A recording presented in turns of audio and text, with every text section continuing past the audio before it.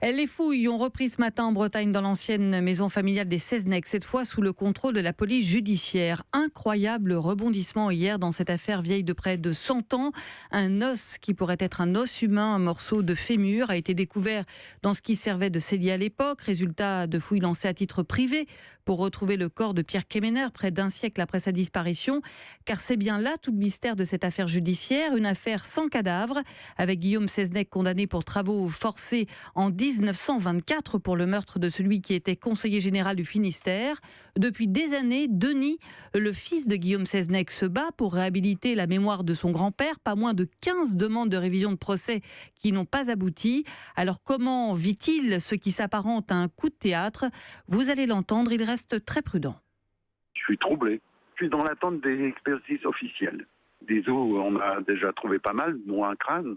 Les gendarmes ont fait une enquête. Ça datait des Vikings. Chaque fois qu'on trouve un bout d'os, on pense à Kemner. Mais là, c'est dans la maison d'habitation de mes grands-parents. C'est ça qui est troublant. Je m'étonne quand même qu'on trouve un bout d'os humain à un endroit où on ne trouve pas de dents. Il avait 4 dents en or, et puis les dents, c'est des choses qui se conservent des siècles entiers. Il y a des choses étonnantes quand même. Qui me dit que les gens qui cherchent à me nuire là, en ce moment, c'est pas eux qui l'ont déposé. C'est ce que dit le procureur en tout cas. Denis Seznec, le petit-fils de Guillaume Seznec. De nouveaux examens doivent être pratiqués ce matin sur l'eau retrouvée hier, cette fois par IRM.